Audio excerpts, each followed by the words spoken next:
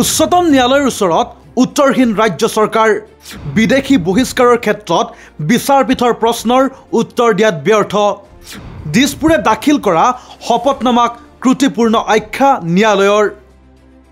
বিগত 9 ডিচেম্বৰত মাটিয়াৰ ডিটেনশ্যন কেম্পত থকা 227 গৰাকী বিদেশীক বন্দী কৰি ৰখা আৰু তেওঁলোকক বহিষ্কাৰ কৰিবলৈ অসম চৰকাৰে কি ব্যৱস্থা গ্ৰহণ কৰিছে সেই সন্দৰ্ভত শপতনামা দাখিল কৰিবলৈ উচ্চতম ন্যায়ালয়ে অসম চৰকাৰক নিৰ্দেশ প্ৰদান কৰিছিল যি শপতনামাক কেন্দ্ৰ কৰি অসম চৰকাৰক তীব্ৰ সমালোচনা কৰিছে শীৰ্ষ আদালতে 21 জানুৱাৰীত অনুষ্ঠিত হোৱা শুনানিত উচ্চতম ন্যায়ালয়ে চৰকাৰৰ শপতনামাক ত্ৰুটিপূৰ্ণ আখ্যা দিয়ে লগতে পৰৱৰ্তী শুনানিত ন্যায়াধীশ অভয় এছ ওকা আৰু ন্যায়াধীশ NK সিঙৰ বিচাৰপীঠে ৰাজ্যৰ মুখ্য সচিব ডক্টৰ ৰবি কুটাক ভিডিঅ' কনফাৰেন্স যোগে উপস্থিত থাকিবলৈ আহ্বান জনাইছে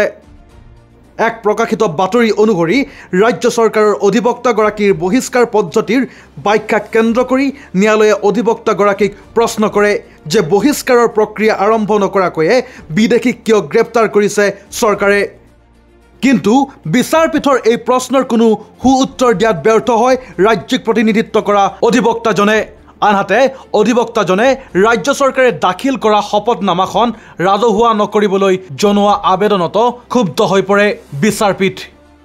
ন্যায়াধীশ ওকা আৰু ন্যায়াধীশ সিঙৰ বিচাৰপীঠৰ মতে এয়ে প্ৰমাণ কৰে যে ৰাজ্য চৰকাৰে বিষয়টোক লৈ মুঠেই স্বচ্ছতা অৱলম্বন কৰা নাই শপতনামাত এনে কি গোপন বিষয় আছে হেয়াও জানিব বিচাৰে বিচাৰপীঠে অৱশ্যে ৰাজ্য চৰকাৰে বিচৰা মতে শপতনামাখন সিল কভাৰত ৰখা হ'ব বুলি জনাই বিচাৰপীঠে কয় যে গোপনীয়তাৰ বিষয়টোত আদালত সন্মত নহয় উল্লেখ্য যে বিদেশী বহিষ্কাৰৰ প্ৰক্ৰিয়া স্পষ্ট নকৰাকৈ বিদেশী ঘোষিত কোনো ব্যক্তিক যেন গ্ৰেপ্তাৰ কৰা নহয় তথা ডিটেনশ্যন কেম্পৰ ন্যূনতম সা সুবিধাক লৈ উচ্চতম ন্যায়ালয়ে যোৱা বছৰৰ পৰা শুনানি গ্ৰহণ কৰি আছে আৰু এতিয়ালৈকে 17 জন বিদেশীক বহিষ্কাৰ কৰিবলৈ ৰাজ্য চৰকাৰক বাধ্য কৰা হৈছে লক্ষণীয়ভাৱে উচ্চতম ন্যায়ালয়ে আজি অসম ৰাজ্যিক আইন সেৱা প্ৰাধিকৰণক ন্যূনতম সা সুবিধা তথা খাদ্যৰ মান চালি জাৰি চাবলৈ গোৱালপাৰাৰ মাটিয়া কেম্প পৰিদৰ্শন কৰিবলৈ নিৰ্দেশ প্ৰদান কৰে news desk report the opinion